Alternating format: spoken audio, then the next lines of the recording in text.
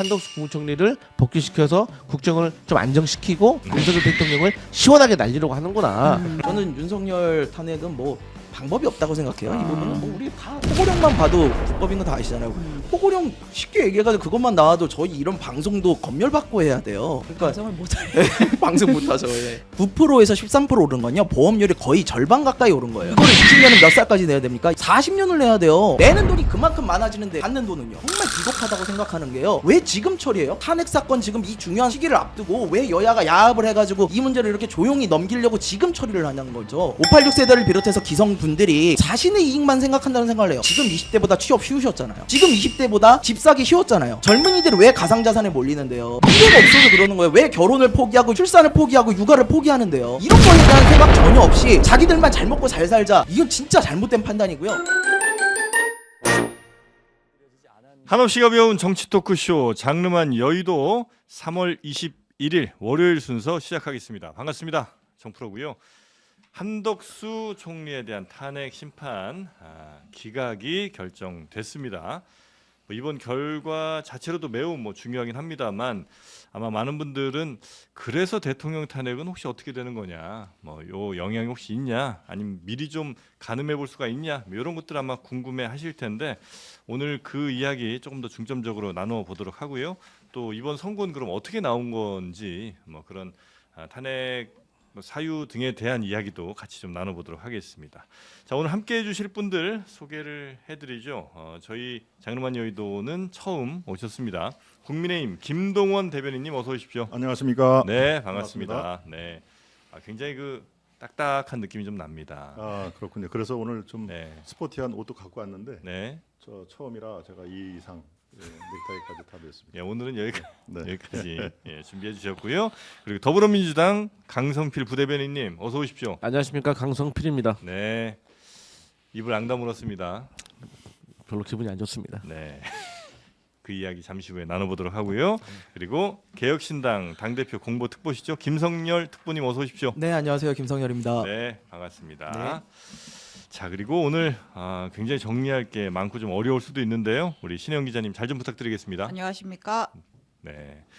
자, 일단 좀 이제 10시에 이제 선고가 나왔죠. 그렇습니다. 한덕수 총리에 대한 탄핵 심판 기각 결정이 됐는데 네. 이 기각 내용에 대해서 간략하게 좀 정리 한번 하고 넘어가도록 하겠습니다. 네, 10시에 헌재 선고 시작되자마자 기각 속보가 떴습니다. 네. 그러니까 주문부터 읽었다는 얘기예요. 결정부터라는 얘기는 의견이 갈려서 뒤에 소수 의견을 소개는 하지만 어쨌든 이제 기각이 났다. 보통 그러면 의견이 일치가 되면 먼저 만장일치가 되면 이유부터 쭉 얘기하고 설명을 하고 마지막에 그래서 결론. 주문 예전에 네. 박근혜 대통령 박근혜를 파면한다 할 때 마지막에 했잖아요. 네. 오늘은 맨 처음에 기각 딱 때리고 그 뒤에 나머지 의견들을 쭉 정리를 헌재가 해줬어요. 네. 네, 결론은 기각 5, 인용 하나, 각하 2입니다. 네. 저희 그래픽을 좀 띄워서 이거를 보면서 설명을 드릴게요. 네. 자, 5가지 쟁점이 있었는데 일단 기각 5위는 큰 틀에서 보면 4대 1이에요. 5가지 쟁점 중에서 이제 한덕수 총리가 특검법 거부권 행사를 건의했다라는 거, 네. 비상계엄 선포하는 데 관련이 있다라는 거, 네. 그다음에 한한 공동 기자회견 기억나시죠? 한동훈 한덕수. 네, 국정운영 발언했던 거, 네. 그다음에 특검 후보자 추천 안 하는 거, 헌법재판관 임명 안 한 거, 이 5가지 쟁점 중에 앞에 4개는 문제 없다. 문제 없는데 마지막 헌법재판관 임명 안 한 거는 네. 문제는 문제인데 파면할 정도까지는 아니다. 이렇게 기각 5인 중에 4명이 받고요. 네. 나머지 1명, 그러니까 기각 중에 김복형 재판관은 예. 앞에 4개 문제 아니고 마지막 헌법재판관 임명도 딱히 문제라고 볼 수 없어. 임명 안 한 거. 이 즉시라고 하는데 명확한 기준이 없기 때문에 그것도 네. 5개 다 문제가 아니야. 이렇게 해서 기각 5명의 의견이 나왔고요. 네. 각하 2명은 정영식 조한찬 재판관인데 우리가 그 절차상 문제 얘기했던 정족수 문제.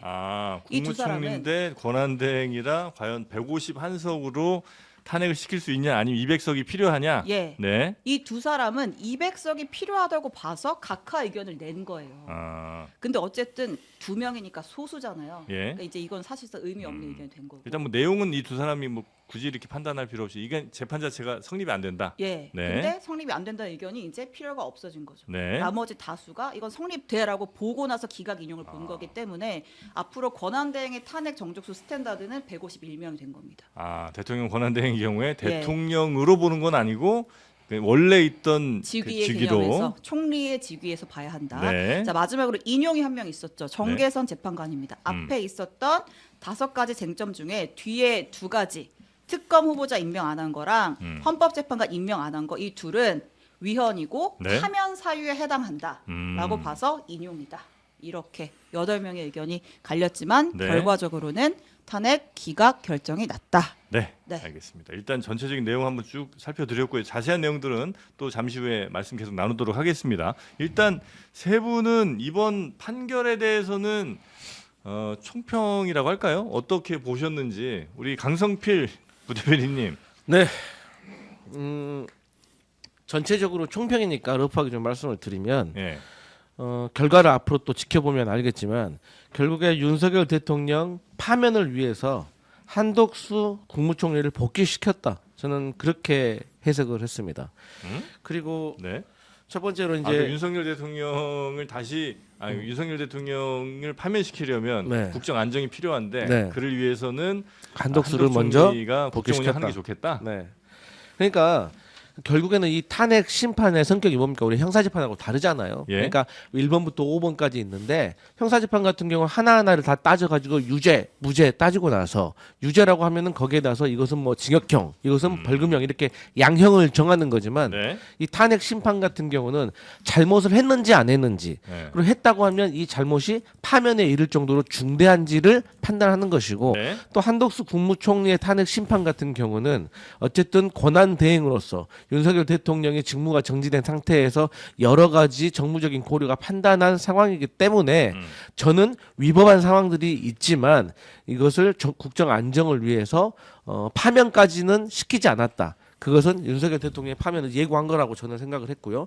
좀 디테일하게 좀 얘기를 해보면 뭐 이따 얘기하겠지만 저는 특검 후보자 그러니까 내란 상설 특검이 국회에서 통과됐는데 네. 이거를 특검 후보자 추천 의뢰를 안 한 것 이것은 명백한 위헌사항이라고 생각을 하고요. 네. 그다음에 헌법재판관 3명에 대해서 임명을 거부했습니다.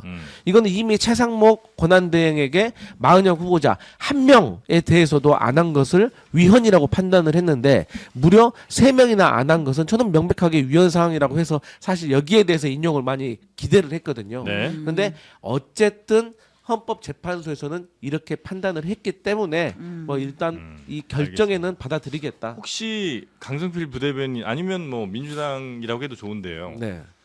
기각이 나올 거를 혹시 예상을 하셨어요?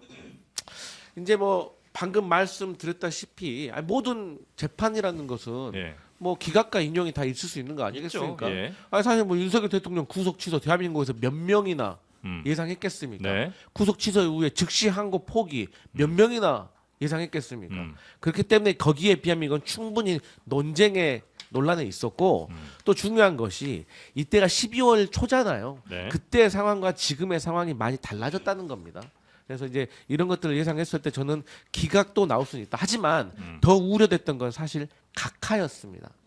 각하. 그러니까 150석, 151석 이거. 네. 예. 그러니까 각하 의견이 나버리면 네. 국민의힘의 주장처럼 정계선 그 조한창 헌법재판관 후보자 그러니까 최상목 권한대행이 임명한 2명의 헌법재판관 후보자도 지금 알겠습니다. 윤석열 대통령에게 뭐 참여해야 되냐는 복잡한 문제가 생기잖아요. 네. 그래서 각하는 아닐 거라고 했는데 어떤 국민의힘의 또 어거지 주장도 이번에는 좀 탄핵되었다 이렇게 그렇게 생각합니다. 보고 계시고요. 네. 우리 김동원 대변인님은 어떻게 보셨습니까? 네, 한마디로 정리를 하자면은 사필 규정이었다. 사필 규정. 네, 또 다른 네. 말로는 뭐 만시지탄 늦은 감은 있습니다만은 네. 다시 국정을 총괄하는 총리가 제자리로 복귀했다는 것은 대한민국을 위해서 늦었지만 그래도 이제서라도 네. 다행이다 하는 얘기를 말씀을 드리고요. 제가 아는 한에서는 저희 국민의힘뿐만이 아니라 사실은 이제 민주당이라든가 야 5당 예, 곳곳에 계신 분들도 저와 교류하는 분들하고 쭉 그 얘기를 많이 나눴을 거 아니겠습니까? 네. 다른 건 몰라도 한덕수 총리의 이번 탄핵 선고는 인용은 안 될 것이다라는 것들이 대부분의 분들의 공통된 견해입니다. 탄핵 사유가 좀 부족하다. 그렇습니다. 각하냐 기각이냐 기각이냐. 요거에 따라서는 다소 이견이 있을 수가 있습니다만은 한덕수 총리가 인용된다. 에이 그럴 리가 있겠습니까?라고 하는 그런 얘기는 비단 정치권뿐만이 아니라 법조계에 있는 분들은 거의 입을 모아서 얘기를 하는 건데요. 또 다른 측면에서는 다소 아쉬운 부분도 있다 하는 얘기를 이 얘기를 꺼내지 않을 수가 없습니다. 이번 결정에 대해서요? 네, 그렇습니다. 기각이 5분, 인용이 1분, 또 각하가 2분인데요.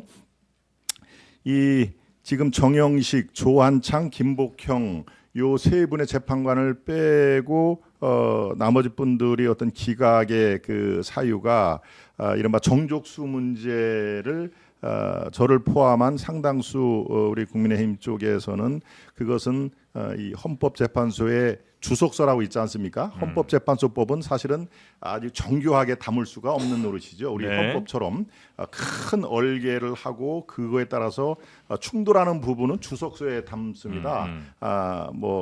굳이 따지자면 우리가 뭐 성문 기본 용어처럼 아주 이렇게 많이들 보는 주석서에 저도 이번 기회에 몇 번을 살펴봤습니다는 네. 거기에 분명히 나와 있습니다. 대행하는 직위를 기준으로 한다라고 정족수가 되어 있습니다. 그러면 네. 대행하는 직위라는 얘기는 현직의 총리가 아니라 대행하는 그 즉 대통령의 기준으로 한다라고 나와 있습니다. 그래서 네. 사실은 저도 이걸 중시 여기면은 각하가 나올 가능성이 높겠구나 생각을 했는데 네. 지금 말씀해 주신 것처럼 그것은 받아들이지가 않았죠.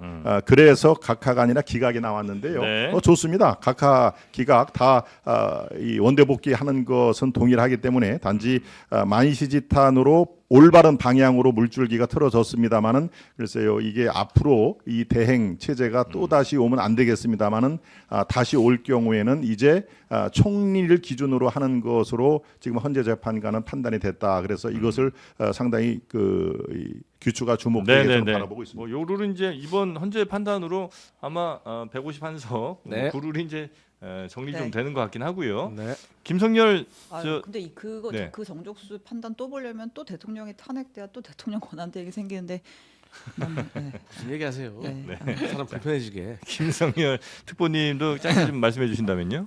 예, 이게 가벼운 토크쇼에서 갑자기 무게감이 확 생기는 것 같아가지고 성문 기본 용어가 나오니까 제가 무슨 말씀을 드려야 될지. 근데 뭐 말씀 존중하고요. 예, 근데 두 분 다 말씀에 저는 약간의 의문들이 있어요. 첫 번째 먼저 말씀하셨으니까 강성필 부대변인 말씀에는 뭐 윤석열을 파면시키기 위해서 한덕수를 기각을 한 거다. 근데요, 저는 개인적으로 그래요. 한덕수 총리도 내란 동조범이라고 저는 생각을 하거든요. 네. 근데 이 이야기를 민주당에서 더 세게 하셨었잖아요. 근데 윤석열 파면시키고 한덕수 복귀시키면 돼요. 저는 조금 좀 앞뒤가 좀 안 맞는 이야기다라는 생각을 좀 하고요. 그래서 그거는 전혀 별개의 것이다라는 생각을 하고, 그다음에 각하 이야기가 잠깐 나왔으니까요. 사실 총평부터 말씀드리면 한덕수 총리에 대해서 기각이 날 거라고는 많은 분들이 예상을 했어요. 왜냐하면 네. 특히 지금 앞서 말씀하신 것 중에 헌법재판관 임명을 왜 안 하느냐, 이거 안 하는 거 분명히 문제 있어요. 법률 위반이고 헌법 위반이라고 지금 저기 판결문에도 나와 있어요. 네. 결정문에도. 근데 위반임에도 불구하고 이게 왜 파면까지는 이르지 않느냐면은 기한이 안 정해져 있었어요. 언제까지 임명해야 된다. 네네네. 그러다 보니까 기간이 짧았는데 이걸 저기 탄핵까지 시켜서는 되겠냐라는 게 이제 재판부의 판단인 거고요. 헌재 판단을 존중해야 된다고 봅니다. 네. 다만 각하 부분은 조금 달라요. 왜냐하면은 각하에 대해서는 이거예요. 대통령을 우리가 다른 정부 요인들은 과반수만 되면 각하가 탄핵이 가능한데 정족수가 대통령만 3분의 2, 국회의원 200명이 존재하는 이유가요. 대통령은 국민들에게 가장 많은 표를 받는 정치인이에요. 가장 큰 권력을 위임받는 사람이라는 거죠. 네. 그런 선출 과정을 통해서 된 사람이기 때문에 대통령에 대한 거는 굉장히 엄격하게 탄핵을 해야 돼요. 조건을 굉장히 까다롭게 해놔야 된다는 거죠. 근데 국무총리는 저희가 선출한 적이 없어요. 간접 선출이잖아요. 그 대통령이 그냥 임명하신 거잖아요. 국민이 언제 권력을 위임한 적이 있습니까? 그러다 보니까 이 부분에 대해서는 150명 원래 그냥 다른 장관들하고 마찬가지의 수준의 탄핵이 맞다. 네, 그래서 각하에 대한 이야기는 좀 맞지 않는 네네. 것 같다는 생각을 해요. 저희 그 쟁점 중에 네. 지금 이제 헌법재판관을 임명하지 않은 게 파면할 만한 사유는 아니다 이런 결론을 그 인용한 정계선 재판관 빼고. 뭐 각하도 빼고 예. 나머지 기각 의견 낸 5명의 재판관 이건 파면까지 갈 건 아니라고 본 거잖아요. 네, 그렇습니다. 그럼 앞으로 대통령은 국회에서 이렇게 후보자를 추천해서 표결해가지고 합의해서 넘어온 것에 대해서 임명하지 않고 있어도 괜찮다 이렇게 해석할 수 있는 거예요? 제가 그 부분에 대해서 반론을 좀 하고 싶었는데 네. 우리 법에서 국회가 선출한 뭐 대법원이 뭐 추천한 거, 대통령이 지명한 것에 대해서 대통령은 형식적인 행위로 임명을 하는 거예요. 근데 그것을 시간을 못 박지 않았다고 해서 이것을 임명 안 해도 된다?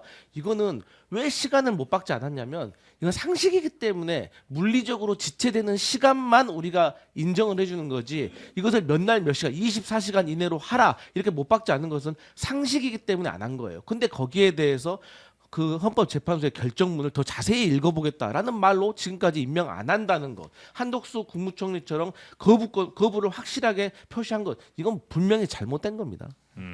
저도 마찬가지인 게요. 네. 아니 국회한테 추천 목소리를 줘놓고는 추천 목소리 넘어왔는데 안 한다는 거는 이거 권한을 준 겁니까 만 겁니까?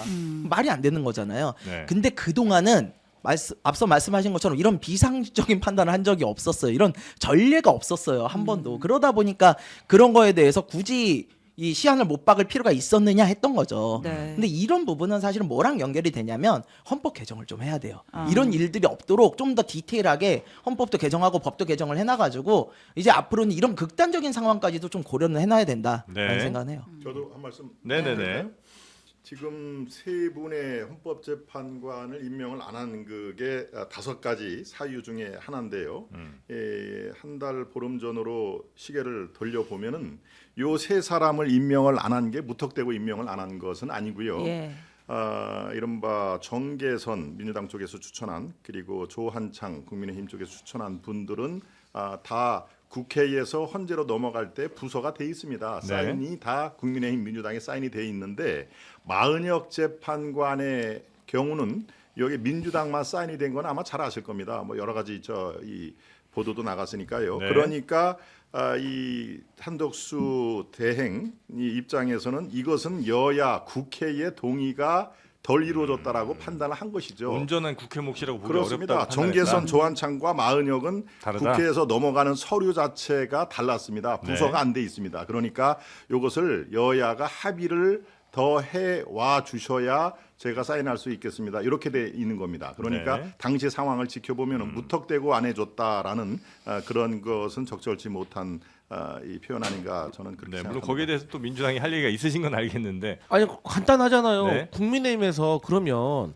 조한창, 정계선 이렇게 2명만 명시를 해가지고 국회의장한테 공문을 보내야 되는데 왜 마흔여까지 보내고 그 아래 법적 근거까지 말을 해놨어요. 명시를 국회 인사법 몇 조에서 부기합니다라고 했거든요. 이거 어떻게 해명할 겁니까? 그리고 원내대표 당시 추경호 원내대표가 언론에다 대놓고 합의했다고 말한 거예요. 그렇기 때문에 이것은 윤석열 대통령이 비상계엄 하고 나서 비상계엄 됐으니까 이것은 탄핵되겠구나. 탄핵되면 헌법재판소에서 이 탄핵에 대해서 결정을 하겠구나. 이걸 염두에 두고 한 것은 누가 봐도 명백하다 이런 말씀 드리겠습니다. 네. 사실 인용이 된다라고 했으면 요 쟁점이 굉장히 클리어한 대목이 될 거라고도 예상을 했었어요.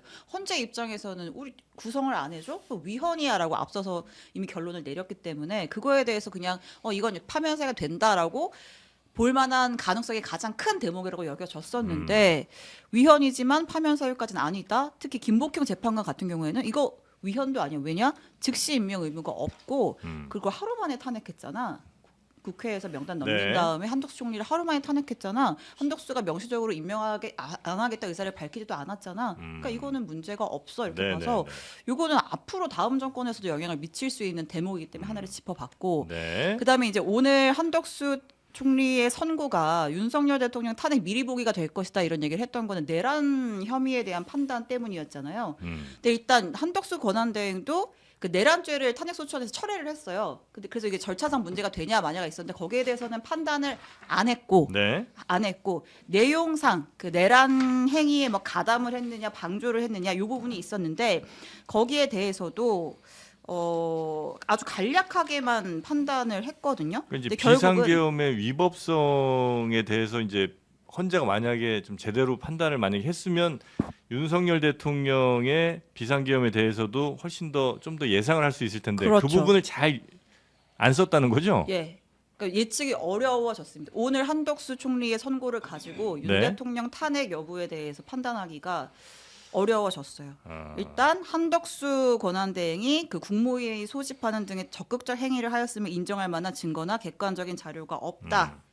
네, 혹은 소집을 네. 건의하지 않았다는 등의 소추 관련 사실을 인정할 만한 증거나 객관적인 자료도 네. 없다. 따라서 우리가 한덕수가 내란 행위 관련해서 위법한 행위했다고 판단할 수 없다. 네. 이렇게만 얘기를 했습니다. 그 비상계엄의 위법성 이 부분이 사실 윤석열 대통령을 탄핵하는 데 있어서 굉장히 중요한 요소잖아요. 네. 그렇죠. 그래서 요거를 어떻게 볼까가 저도 이제 궁금했는데 딱히 오늘 판단으로는 그걸 생각하기 좀 어려울 것 같긴 한데 근데 오늘 재판에서는 그 힌트를 네. 줬다고 보세요? 재판관들이 줄 리가 없죠. 줄 리가 없다. 그렇습니다. 이 본방이 이제 그게 네. 아직 상영 날짜가 안 잡혀 있습니다만은 이번 주 금요일도 유력하고요. 예. 아니면 다음 주 뭐 월화수 중에도 다 이번에는 뭐 금요일 날 고집하지는 않는 분위기니까. 네. 그런데 만약에 이 내란죄에 대해서 힌트를 줬다. 그럴 경우에는 대부분 다 결론을 낸 거 아니겠습니까?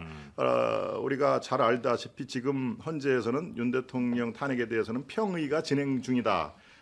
라는 얘기고 평결이 끝나지가 않은 것이 지금 정서로 되어 있습니다. 네. 평의로 다 의견을 모아서 평결로 가면은 이제 모든 것이 다 이 완료가 되는 단계이지만 평의가 진행 중이기 때문에 더더욱이 여기에서 가늠자로 우리가 주시를 하고 있습니다만은 내란에 대해서 힌트를 줄 수가 없는 상황인 것이죠. 네. 그리고 한덕수 총리는 내란의 뭐 방조, 묵인 뭐 이런 것도 지금 쟁점이 돼 있습니다만은 그거에 대해서는 여러 가지 요 판결에서도 나오죠. 오늘 판결에서도 적극적으로 가담한 증거가 보이지 않는다. 이런 식으로만 했기 때문에 네. 이 내란죄 성립 여부에 대한 힌트는 이번 판결에서는 당연히 없을 상황이다 하는 것들이 있고요.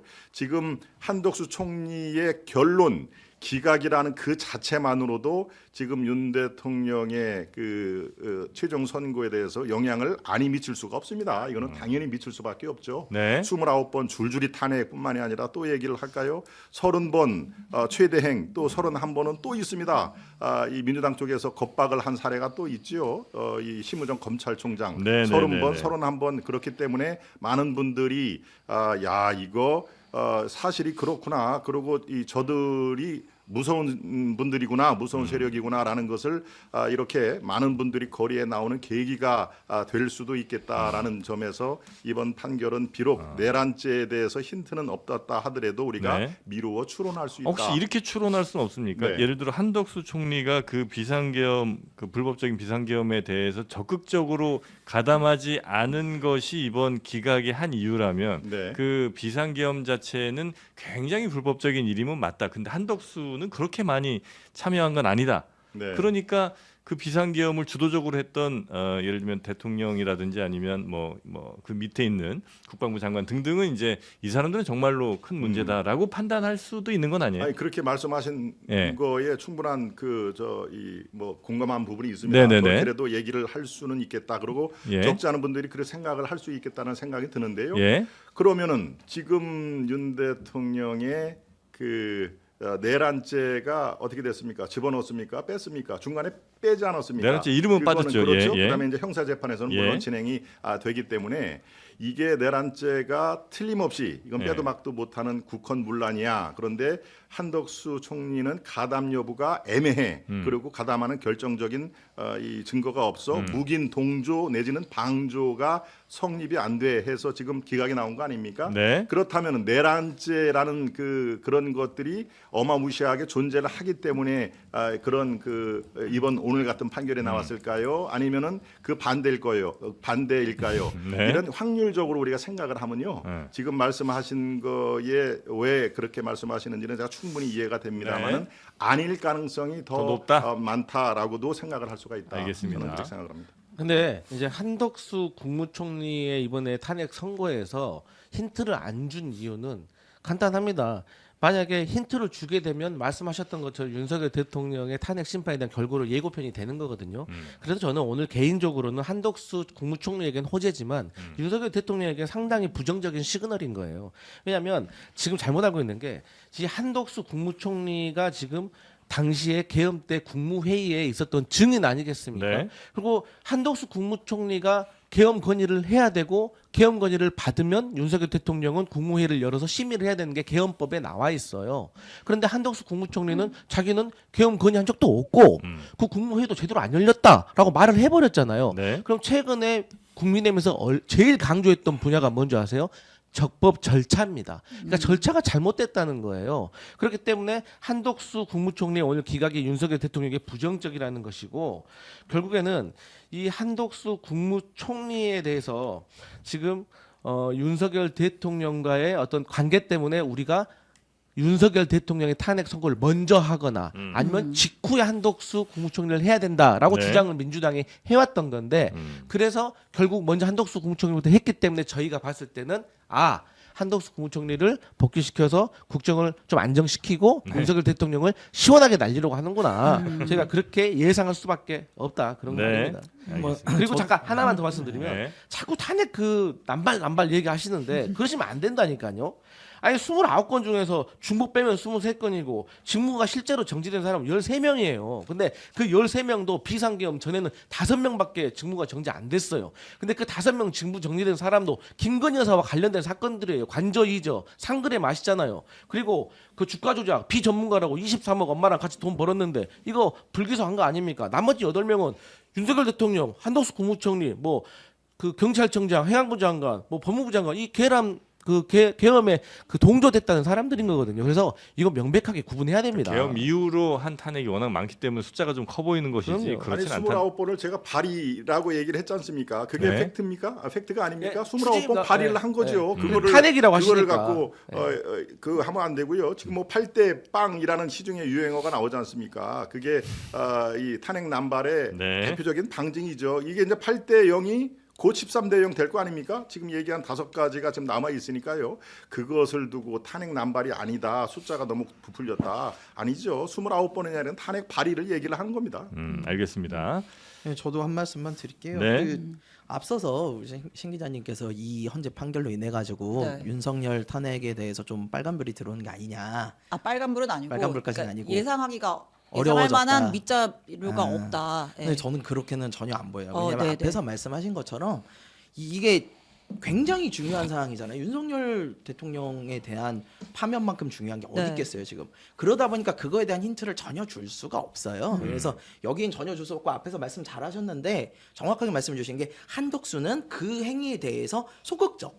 알지도 못하고 갔고 네. 뭐 자기가 그냥 하라니까 했고 예. 뭐 이런 정도의 수준이기 때문에 이거에 대해서 위법성 인정까지는 그러니까 파면까지는 좀 어렵다라는 거지 절대 그것이 위법하지 않다라는 결론은 아니거든요. 그렇죠. 예, 네. 그래서 그렇습니다. 저는 윤석열 탄핵은 뭐 방법이 없다고 생각해요. 이 부분은 뭐 우리 다 현행범으로 봤는데 그리고 포고령만 봐도 불법인 거 다 아시잖아요. 포고령 쉽게 얘기해가지고 그것만 나와도 저희 이런 방송도 검열받고 해야 돼요. 언론 다 검열받아야 되잖아요. 그러니까 방송을 못해. 방송 못하죠. 예.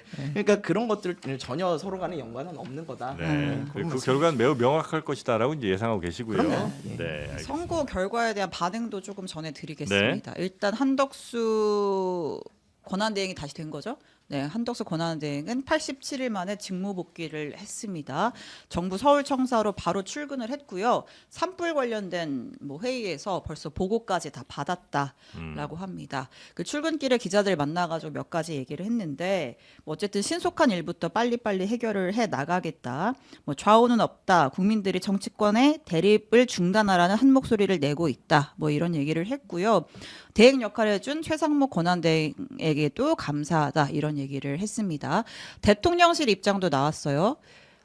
민주당의 악의적인 탄핵 남발이 입증된 결과다라고 얘기를 하면서 한덕수의 복귀가 국정 정상화의 출발점이 되길 이라는 이야기를 했고요. 자, 민주당 같은 경우에는 오늘부터 광화문에서 천막 당사 운영을 하잖아요. 현장 최고위가 있었는데 여기에서 이제 헌재에 대해서 윤석열에 대한 빠른 선고를 촉구를 했습니다. 오늘이라도 지정해라. 그리고 내일이라도 선고해라. 오늘 지정해서 내일 선고하라고요? 예, 뭐 이재명 대표 2심이랑 겹치든 뭐 그건 중요한 것이 아니고 2심이 26일이고요. 예, 하루 빨리 하는 것이 중요하다. 근데 당일에 지정하고 당일에 선고할 수는 없으니까 네. 오늘이라도 선고일을 지정하고 내일이라도 선고해라 이렇게 박찬대 원내대표가 이야기를 했고요. 한덕수 권한대행은 헌법재판관 빨리 임명해라 이런 얘기를 했고요. 특히 이재명 대표 같은 경우에는 그 어떻게 헌법재판관을 임명하지 않은 게 탄핵할 정도가 아니라고 판단할 수가 있느냐, 국민들이 과연 납득할 수가 있겠느냐라고 반문하기도 했습니다. 이 판단에 대해서 국민들이 볼 것이다. 짧게 우리 저 강승필 대변인한테 좀 여쭤볼게요. 네. 지금 한덕수 총리가 돌아왔잖아요. 네. 권한대행으로 네. 탄핵시켜달라고 했던 사람이 네. 계속 같이 이 사람과 국정운영 파트너로서 뭐 할 수 있습니까? 해야죠. 아 해야 돼요? 네, 뭐 하고 싶은 것만 하고 살 수 있겠습니까? 음, 근데 네. 그러니까 지금 우리가 경제라든지 그러니까 내란 민생이라든지 공범이잖아요. 우리 네. 민주당에서 볼 때는 네. 내란 공범에 도저히 지금 우리 국정을 맡길 수 없는 사람이라고 판단했으니까 탄핵을 시키신 걸 거 아니에요. 네, 네, 네. 근데 그럼에도 불구하고 같이 할 수밖에 없다. 그럼요. 음. 그러니까 어쨌든 간에 이제 뭐 얼마 안 남았습니다. 저희는 네. 이번 주 금요일 아니면 정말 늦어도 다음 이번 3월 안에 네. 윤석열 대통령의 탄핵 심판의 결과가 나오면 네. 한 명씩 다 처벌하면 됩니다. 그런데 그 며칠 새를 못 기다려 가지고 감정적인 걸 내세워서 네. 어쨌든 국민의 민생과 경제, 안보, 외교에 대해서 저희가 좀 무책임한 모습 보이는 건 안 된다. 그렇기 때문에 싫더라도 할 건 해야 된다. 저는 네. 그렇게 책임지는 자세라고 봅니다. 그럼 결국 나중에 다시 이제 뭐 형법이든 이런 걸로 처벌을 할 생각이신 거고요. 사실 저희 민주당이 하는 게 아니라 예. 어쨌든 법에 의해서 어떤 이제 고발 고발 조치를 하실 거고. 되고 그러면 이제 재판부에서 저는 네. 현명하게 결정을 할 거라고 합니다. 시간은 다소 걸리겠지만 혹시 최상목 권한대행은 탄핵해요? 이분도 윤석열 대통령 탄핵 선고 전에는 하면 안 됩니다. 아 윤석열 대통령 탄핵 전에는 안 한다. 네. 아, 탄핵 결과 나오고 네. 한다. 사실 저희 당에서 네. 최상목 탄핵해야 된다라는 목소리가 계속 있었는데, 진짜 한다고 했잖아요. 네, 그랬는데 이게 그 목소리가 반영되지 않았던 가장 큰 이유는 네. 지금 이런 상황에서 만약에 탄핵이 기각돼 버리면 네. 우리에게 또 탄핵 프레임에 씌워지니까. 근데 한간에 최상목 권한대행에 대해서 헌법재판소에서 마은영 후보자 결정 문제도 위헌이라고 했기 때문에 네. 야 지금 이제 탄핵하면 이건 인용되지 않을까라는 목소리가 올라왔지만 그럼에도 결국에는 지도부는 여기에 대해서 좀 더 숙고해야 된다 그런 입장이었습니다. 아니 저는 탄핵안 발의는 최상목 탄핵안 발의는 정말 헛발질이었다고 생각을 해요. 네? 왜냐면요. 헛발질? 네, 진짜 헛발질이에요. 왜냐면은 탄핵이라는 건요. 네. 공직에 대해서 하는 거예요. 그 대상이 공직이에요. 즉 최상목 권한대행에 대해서 탄핵을 한다는 거는 대통령 권한대행직을 내려놔라라는 이야기거든요. 근데 월요일 날 한덕수 총리에 대한 탄핵안 심판이 있는 걸 알면서도 그걸 금요일 날 발의를 하겠다고 그랬어요. 그러면은 만약에 한덕수 총리 오늘 기각이 났습니다. 실제로 기각이 나면 한덕수가 돌아오는 거예요. 네. 최상목은 당연히 그 직을 내려놓는 거거든요. 원래 자리로 네, 돌아가죠. 전혀 실익이 없어요. 전혀 실익이 없는데 이거를 왜 굳이 발의를 하겠다고 해가지고 탄핵안 또 발의했다라는 말을 듣는지 좀 이해를 근데 못하겠어요. 이제 그 전에도 탄핵에 대해서 민주당에서는 물론 어떤 탄핵 같은 경우는 뭐 실현되기 어려운 수 있다는 걸 알지만 그럼에도 불구하고 우리 민주당이 할 수 있는 게 그거밖에 없었다. 그래서 국민들에게 이 공직자가 지금 얼마나 잘못하고 있는지를 알릴 방법이 이거밖에 없다는 이유로도 탄핵을 하시기도 했잖아요. 당연하죠. 네. 아니, 사실 지금 야당이 할 수 있는 게 뭐가 있습니까?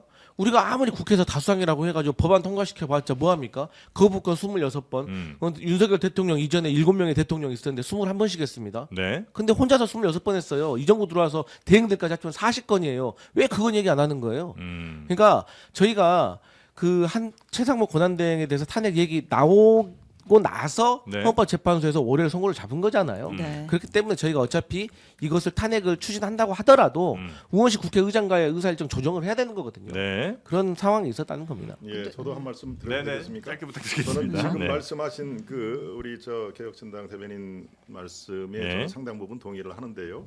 최상목 대행 뭐 뻘짓이라고 표현을 했습니다만은 그 이상의 표현도 가능할 거라고 저는 판단이 됩니다. 뻘짓 아니고 헛발질, 헛발질. 예. 예, 아, 헛발질. 그렇습니까? 예. 그 대변인 마이크 그 조금만 상황에서- 가까이 와주세요. 예, 네, 네. 그럴게요.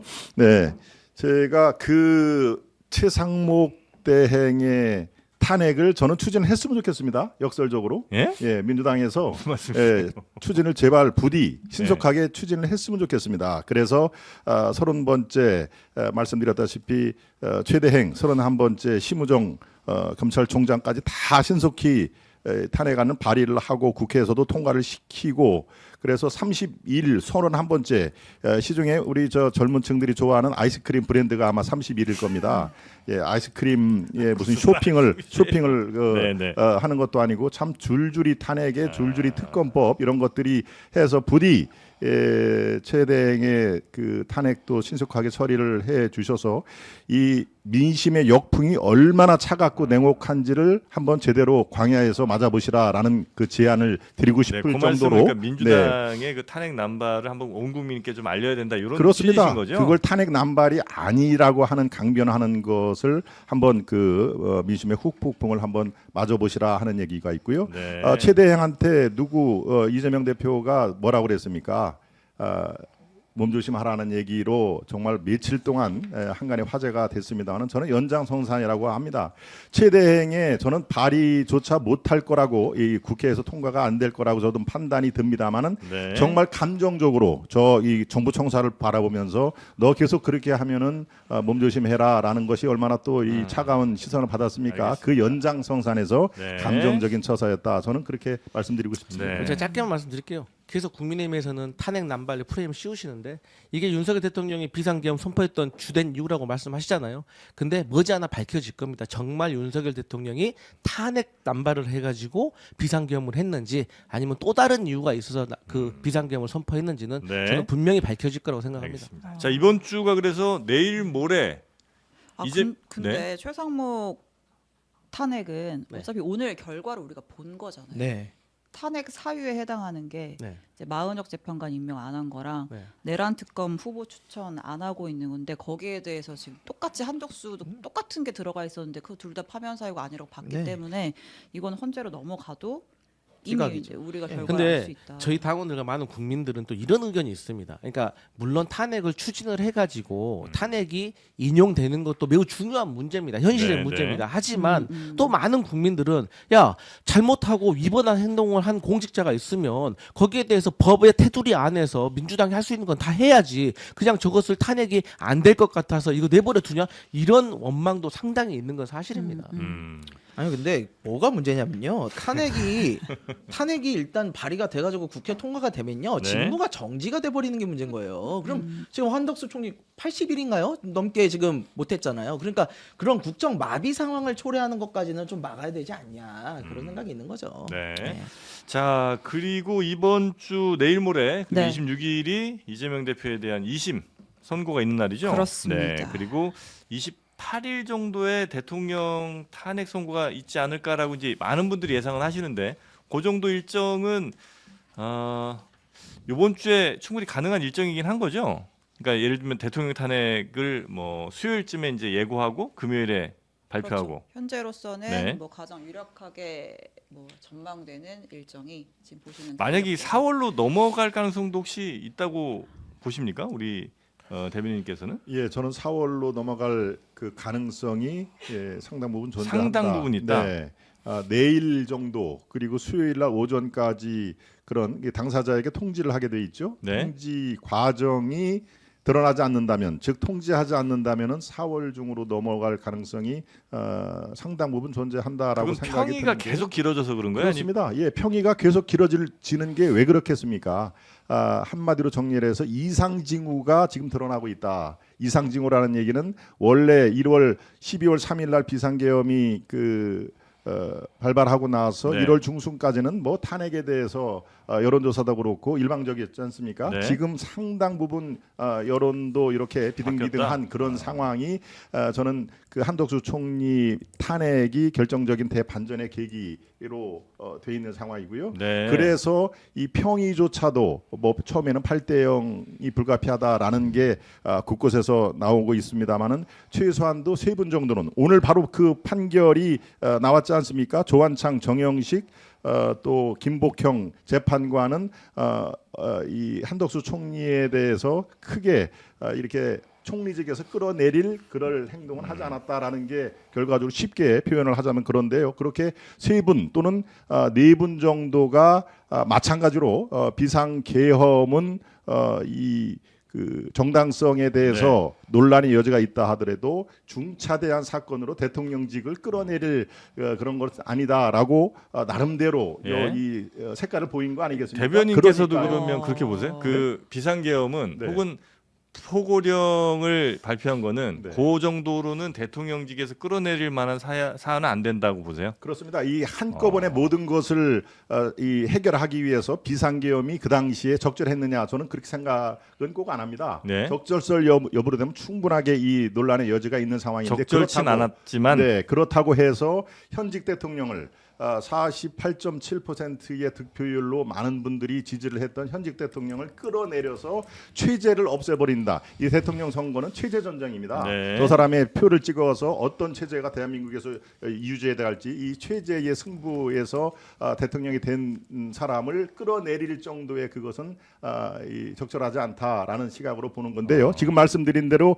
세 분의 조한창, 정영식, 김복형 재판관은 이런 부분에 제가 지금 말씀한 거에 상당 부분 결을 같이 하는 걸로 저는 판단이 듭니다. 그게 당의 의견과도 같나요? 그렇습니다. 크게 벗어나지는 않습니다. 당도 예, 예. 그러니까 비상계엄은 좀 잘못이지만 그렇게 대통령직을 잃을 정도는 아닌 일이다. 그렇습니다. 대통령직에서 끌어내릴 정도의 중차대한 사안이 사안이라고 볼 수 없다라는 얘기죠. 그러니까 이 당에 무슨 그거를 당론으로 정하고 하는 거는 아니지만 당 네. 지도 오늘도 제가 비대위 비상대책위원회 알겠습니다. 아침 회의를 참석을 하고 여기 달려왔습니다만은 이 쭉 흐름 자체가 네. 지금 제가 말씀하신 거에 크게 차이는 없다는 근데 말씀입니다. 적절치 않았다라는 표현을 쓰셨는데 네. 국민의힘의 공식 입장은 비상계엄은 잘못됐다 아닌가요? 그게 적절치 않았다? 큰 차이가 있습니까? 적절치 않은 거하고 잘못됐다는 얘기하고. 그러니까 예를 들면 적절치 않았다가 한다면 이제 좋은 선의에서 뭔가를 했는데 그 네. 방법 자체가 조금 부족했다는 정도로 아마 해석할 수 있을 것 같고 잘못됐다는 그 비상계엄 자체를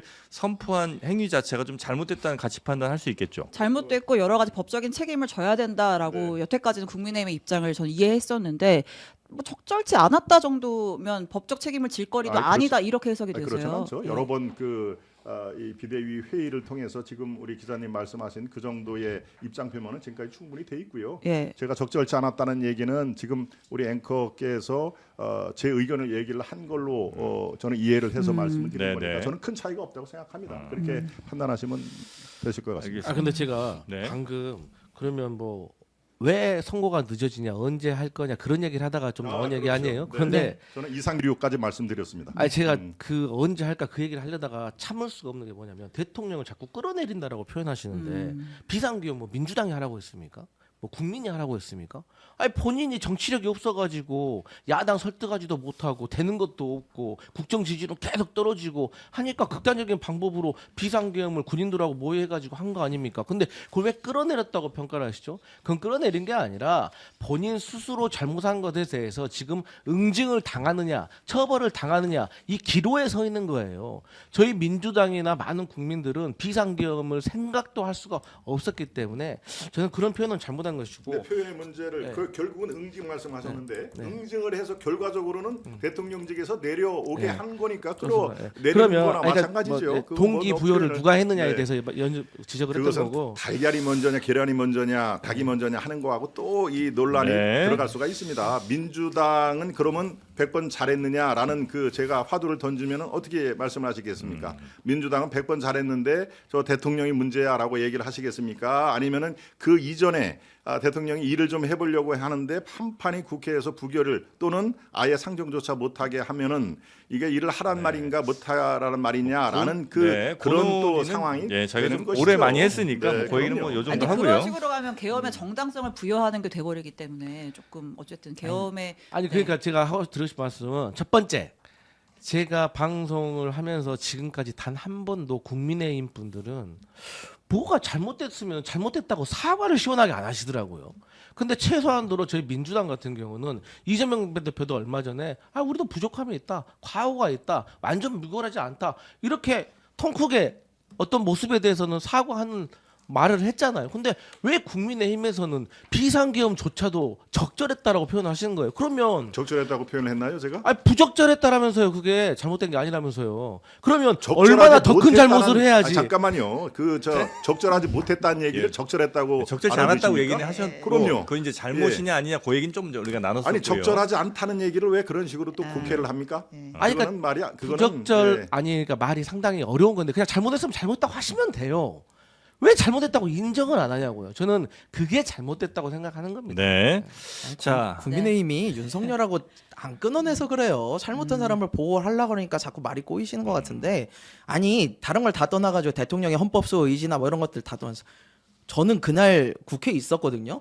군대가 들어와가지고 헬기 타고 날라와가지고요 유리창 깨고 들어왔어요. 총칼 메고요. 뭐 실탄이 있고 없고를 저희가 어떻게 알아요? 민의의 전당이라는 국회에다가 군합발로 군대들을 투입했는데 이걸 가지고 탄핵 사유가 아니라고 그러면 도대체 뭘 탄핵을 하는 겁니까? 언제 이런 일이 또 벌어질 수 있어요? 네. 요거에 대해서는 동의하기 어렵습니다. 알겠습니다. 지금 저 윤석열 대통령이 오랜만에 뭐 무슨 메시지를 냈어요? 네, 뭐 산불 관련된 메시지를 낸 것 같은데. 네 그렇습니다. 네. 네. 그래서 산불 진화의 가용 자원을 총동원해서 네. 빨리 진화하길 바란다라는 메시지를 냈고요.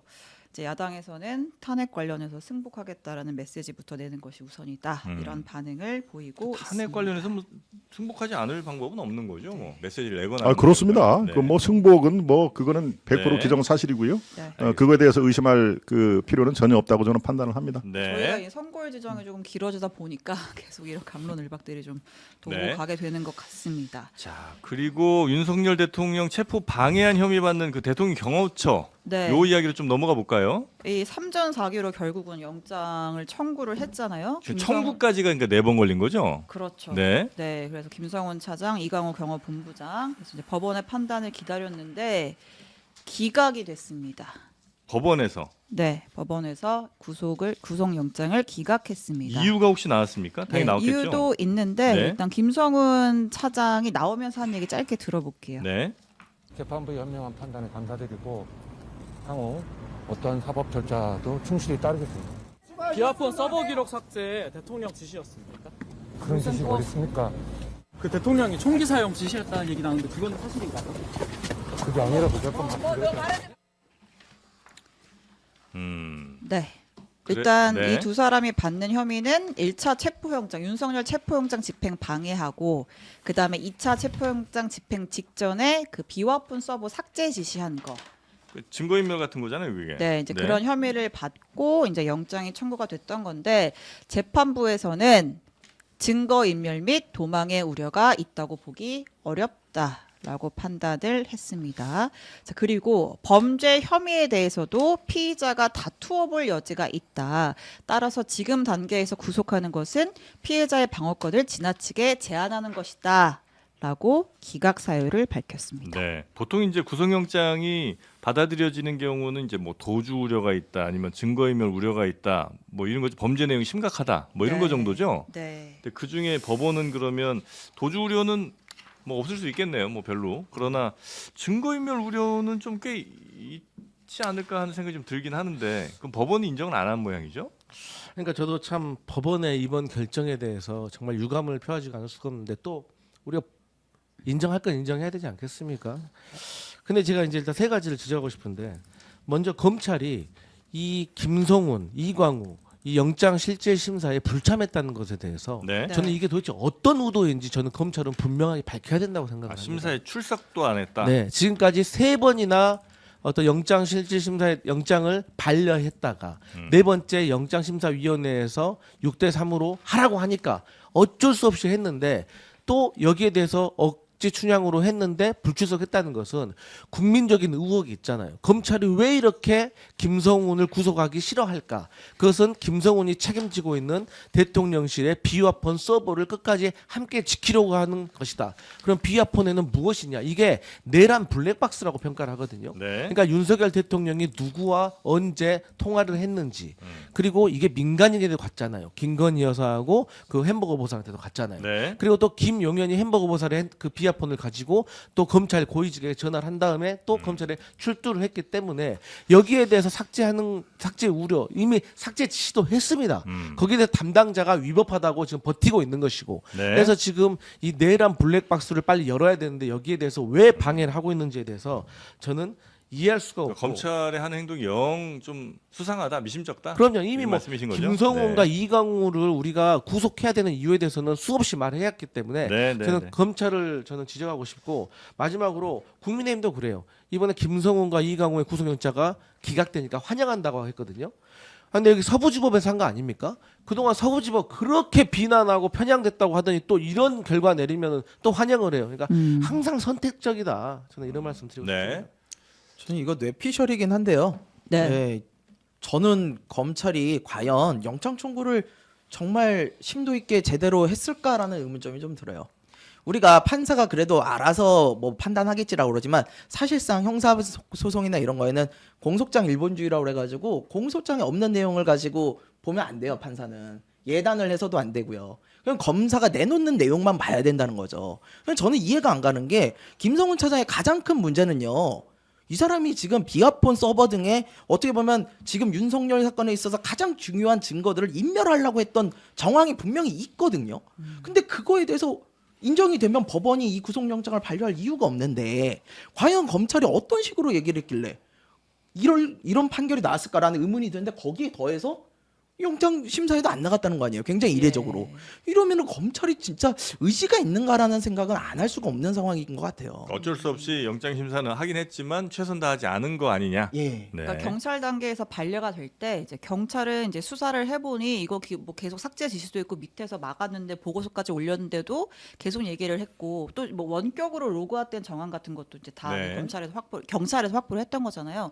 이 당시 이제 김성훈 차장의 변호인단 이제 대통령 변호인단에 갔죠. 이제 논리는 그거는 증거 인멸이 아니라 경호처 차원의 보안 조치였다. 이제 이게 이제 그들의 논리였는데 그 논리를 검찰이 사실은 받아들여서 계속해서 반려를 했던 거였죠. 예, 영장 청구를. 네, 저도 한 말씀 예. 다 짧게 네. 좀 부탁드리면요. 네. 저는 뭐 두 분 이 경호처 이 두 분을 옹호할 생각은 없습니다. 네. 단지 지금 법원이 반려가 됐고 그 영장 실질 심사에 검찰이 불출석한 거는 저는 잘못됐다. 예. 검찰은 나와서 적극적으로 자신들이 기소를 하고 수사를 한 그거에 대해서 뭐 이게 비와폰의 블랙박스든 적극적으로 수사를 이어갔어야 되는데 출석 자체를 안 하는 거는 그거는 검찰에서 비난을 피하지는 못한다 하는 말씀을 드렸고요.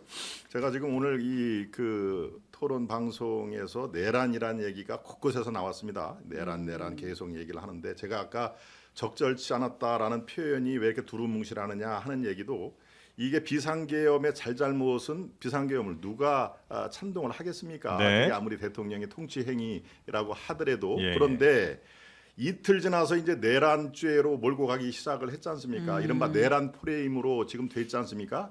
내란은 내란인지 아닌지는 지금 형사 재판에서 다투고 있는 초입입니다. 그러고 헌재는 내란죄를 뺐고요. 자, 그렇다면 우리가 차분하게 내란에 대해서는 수사와 재판을 과정해서 이게 진짜 요 정도도 내란에 포함이 되는구나라고 우리가 인정을 하면 될 건데 네. 이게 완전히 내란 수괴, 내란 우두머리라는 완전히 규정을 하고 있지 않습니까? 네. 거리에 가보십시오. 현수막에 내란 수괴 윤석열을 뭐 어떻게 하라라는 그 현수막이 거의 도하에 붙여 있습니다. 네. 지금 내란이라고 규정을 할 만한 아무 근거가 없습니다. 수사 중입니다. 그것도 초입입니다. 그러니까 그렇게 이른바 프레임을 아까 무슨 탄핵 프레임을 씌웠다고 얘기를 하는 것도 제가 듣고 참았습니다마는 내란이라는 얘기, 내란 수계라는 얘기는 판결이 나올 때까지는 우리가 신중하게 지켜볼 필요가 있다 이런 말씀드립니다. 네. 근데 뭐 민주당에서는 또 충분히 그럴 만한 또 이유가 있다고 이제 판단하실 테니까 쓰시는 거라고 생각하고요. 그리고 진짜 중요한 문제인데 이 많은 재판들로 인해서 조금 주목도가 덜해진 그 네. 국민연금 있잖아요. 마지막으로 좀 짧게 다뤄보겠습니다. 예, 그거 한번 살짝 보겠습니다. 지난주에 여야 지도부가 만나서 뭐 극적 합의, 극적 타결을 이뤘죠. 연금 개혁안 많이 내고 또 많이 받겠다. 근데 일단 많이 받는 것부터는 당장 하는데 많이 내는 조금 것부터는 더 많이 젊은 받는데 애들부터. 훨씬 더 많이 낸다. 예, 네. 좀 젊은 애들이 계속 젊은 많이 내게 분들이. 되는 거잖아요. 네. 근데 이제 그러다 보니까 오랜만에 여야 의원들이 한 자리에 모여가지고 여야 3040 의원들이 한 자리에 모여서 공동 기자회견을 했습니다. 네. 보니까 뭐 김재섭, 뭐 김용태, 천하람, 뭐 이주영, 민주당에서는 이소영, 장철민, 뭐 전용기 의원 등이 여야 젊은 의원들이 다 모였군요. 네, 네. 그래서 이제 반대의 목소리를 냈고요. 그다음에 어쨌든 여야 합의를 한 건데 여권 대선 주자들 사이에서 반대 목소리가 나와요. 한동훈, 유승민, 안철수 뭐 이런 분들인데 뭐 한동훈 전 대표 같은 경우에는 뭐 86세대는 꿀 빨고 뭐 젊은 애들 힘들게 하겠다는 얘기다 이런 뭐 글도 올리고 했는데 네. 이걸 가지고 최상목 권한대행이 거부권을 행사해야 된다. 이 법안 넘어오면 이런 얘기까지 하고 있습니다. 이것까지 이제 최상무 권한대행은 이제 할 수가 없는 상황이 됐고 이제 한덕수가 해야죠. 이제 해야죠. 한덕수 권한대행이 하든지 네. 말든지 될 텐데. 아 그리고 이준석 의원도 이제 오늘 기자회견 열고 안철수, 유승민, 한동훈 다 모이자 우리 연금 문제 머리 맞대고 논의하자 이렇게 기자회견했습니다. 네, 분명히 뭐 우리나라 미래 세대를 위해 굉장히 중요한 결정일 텐데 과연 지금 내린 결정이 미래 세대에도 괜찮은 결정인지에 대한 의견들이 굉장히 다른 것 같습니다. 이거는 제가 딱 한 말씀 한 짧게 말씀? 말씀드리겠습니다. 이거는 지금 많은 이 젊은 층들 특히 우리 이 방송을 주 시청자가 아마 젊은 층일 텐데요. 한 가지는 제가 분명하게 수정을 해드립니다. 네. 이게 지금 소득 대체율이 40%에서 43으로 넘어갔는데요. 네. 야, 그렇다면 지금 현재 50대 후반, 60대, 70대, 80대 이 사람들은 낸 거에 비해서 더 많이 갖고 가는 거 아니냐라는 데인데 네. 그렇지 않습니다. 이거는 팩트가 아닙니다. 이 법안을 잘 들어보면요. 네. 43%의 수령은 젊은 층들이 이게 혜택을 보는 겁니다. 왜냐하면은 지금 현재에 이미 은퇴를 해서 63세 이상의 수령자들 네. 이분들한테는 이게 적용이 안 됩니다.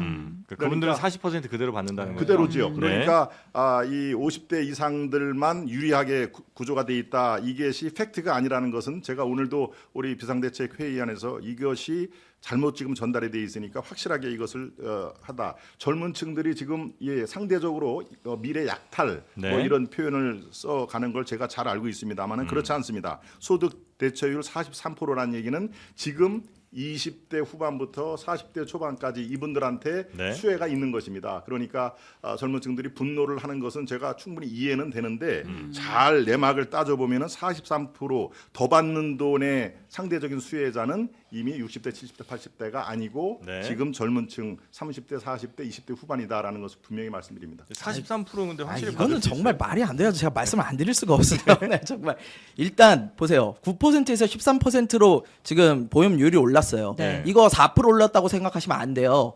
9%에서 13% 오른 건요. 보험료율이 거의 절반 가까이 오른 거예요. 보험료를 지금 10만 원 내고 있었으면요. 4만 5천 원 정도가 더 오르는 거라고요. 근데요. 그거를 20년은 몇 살까지 내야 됩니까? 20대는? 40년을 내야 돼요. 40년 내고 나서 받는 거예요. 내는 돈이 그만큼 많아지는데 받는 돈은요. 그리고 지금 말씀하셨잖아요. 63세 지금부터 받고 있는 사람들은 그래요. 받고 있는 사람은 그대로 받으시다고 해요. 근데 바로 50대 바로 5년 뒤에 받으실 분, 10년 뒤에 받으실 분은 얼마 내고 얼마 더 받으시는 건데요. 왜 그분들은 10만 원 내고 100만 원 받아요? 말이 안 되잖아요. 그리고 이 부분은요. 저는 정말 비겁하다고 생각하는 게요. 왜 지금 처리해요? 여야가?